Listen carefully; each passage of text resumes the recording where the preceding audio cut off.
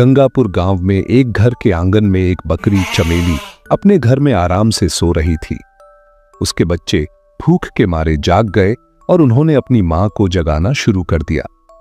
वे बार बार उसे आवाजें देने लगे कि हमें भूख लगी है, मां उठो। चमेली को यह बिल्कुल अच्छा नहीं लगा कि उसे इतनी सुबह जगाया जा रहा है और उसकी नींद खराब की जा रही है।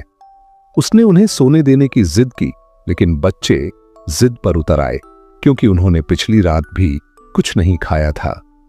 चमेली को अनचाहे ही उठना पड़ा। वह बड़बड़ाती हुई कहने लगी कि ये बच्चे उसे चैन से सोने भी नहीं देते।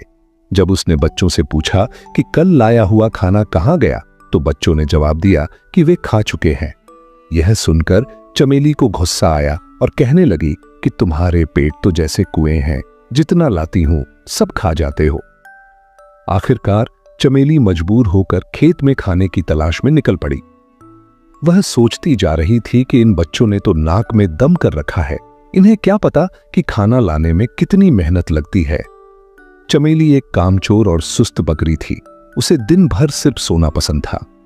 पिछली बार जैसे तैसे जंगल से खाना मिल गया था, लेकिन अब वहां के जानवर उसे कुछ देने को तैयार नहीं थे। वह सोचने लगी कि अब खाना कहां से लाए। इतने में उसे दूर एक बड़ा सा बाग नजर आया जिसमें बहुत सारे फलों के पेड़ थे। वह खुश हो गई और सोचने लगी कि चलो यहीं से कुछ फल ले लेती हूं।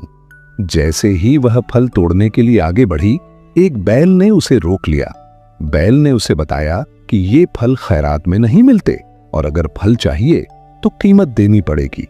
चमेली के पास पैसे नहीं थे। उसने बैल से रहम की अपील की और अपनी हालत बताई। बैल को उस पर तरस आया और उसने शर्त रखी कि अगर चमेली रोज बाग में पानी दे और रखवाली करे तो वह उसे रोज खाना दे सकता है। मगर चमेली ने काम करने से इनकार कर दिया और वहां से चली गई। आगे जाकर उसके पैर चलते चलते दुखने लगे। वह थक चुकी थी और कहने लगी कि थोड़े से खाने के लिए कितना चलना पड़ता है। इतने में उसे दूर एक इंसान का घर नजर आया जहां दो बकरियां आंगन में खड़ी घास खा रही थीं।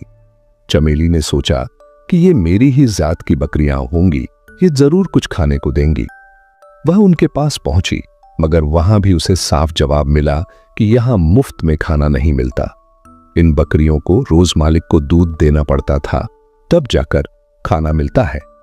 इतने में घर का मालिक आया जिसका नाम हरिया था।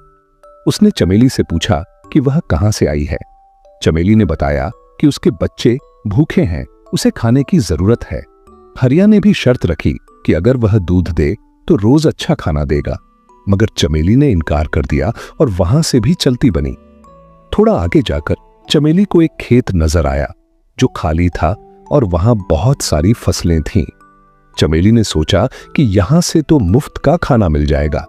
उसने मौके का फायदा उठाया और खूब पेट भर के खाया और अपने बच्चों के लिए भी बहुत सारी फसल तोड़ ली। खाने के बाद वह एक पेड़ के नीचे सो गई। कुछ देर बाद खेत का मालिक चमन आया। उसने देखा कि उसकी फसल किसी ने तोड़ी है। वह गुस्से से चमेली को पेड़ से बांध देता है और इल्जाम लगाता है कि उसने चोरी की है। चमेली रहम की अपील करती है, मगर चमन का दिल नहीं पसीजता। वह घर के अंदर चला जाता है और चमेली 3 दिन तक भूखी प्यासी बंधी रहती है। उधर चमेली के बच्चे घर में बैठे अपनी मां का इंतजार कर रहे थे और सोचने लगे कि मां कहीं फिर सो तो नहीं गई। वे कहते हैं कि मां कितनी सुस्त और कामचोर है, शायद उसे हमारी परवाह नहीं, मगर हमें उसकी फिक्र है। चलो हम उसे ढूंढने निकलते हैं। उधर चमेली बहुत कमजोर हो चुकी थी। रात के वक्त एक चूहा उसके पास आता है जो उसे पहचान लेता है। चमेली उससे विनती करती है कि उसके बच्चों का हाल बुरा है, उसे आजाद कर दे। पहले चूहा इनकार करता है, लेकिन जब चमेली उसे गणपति बप्पा का वास्ता देती है तो वह रस्सी काटकर चमेली को आजाद कर देता है। चमेली फौरन अपने बच्चों के लिए खाना लेकर घर पहुंचती है, मगर बच्चे गायब होते हैं। वह घबरा जाती है और उनकी तलाश में निकल पड़ती है। कई घंटों बाद वह दोबारा उस बैल के पास पहुंचती है जो बाग का मालिक था।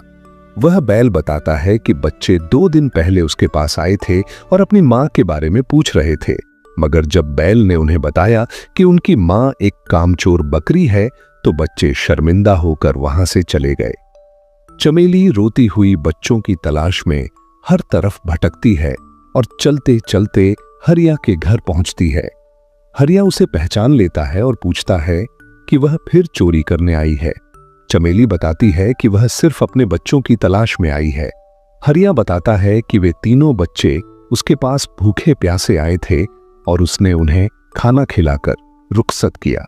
वह बताता है कि खाने के बाद वे अपनी मां की तलाश में निकले, मगर एक शेर ने उन्हें पकड़ लिया। यह सुनकर चमेली के होश उड़ जाते हैं और वह फूट फूट कर रोने लगती है। उसे एहसास होता है कि बच्चों की मौत की जिम्मेदार वह खुद है, क्योंकि उसने काम न किया, सिर्फ आराम को तरजीह दी। अगर वह उस दिन बैल की बात मानकर काम कर लेती या हरिया की शर्त मान लेती तो उसके बच्चे आज जिंदा होते। वह गमगीन होकर चमन के खेत में वापस जाती है और उससे कहती है कि वह उसे दोबारा पेड़ से बांध दे, क्योंकि वह अब जीना नहीं चाहती।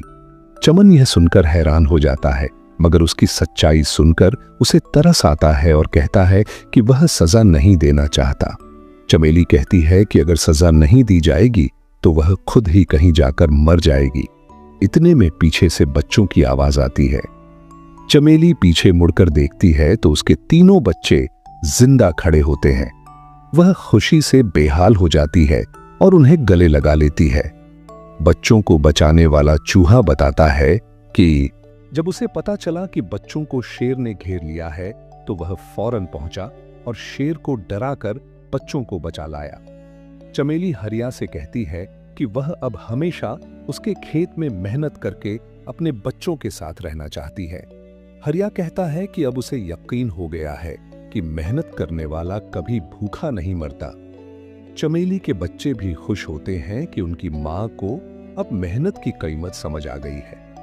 उस दिन के बाद से चमेली और उसके बच्चे हरिया के खेत में मेहनत से काम करते हैं और खुशी खुशी अपनी जिंदगी गुजारने लगते हैं।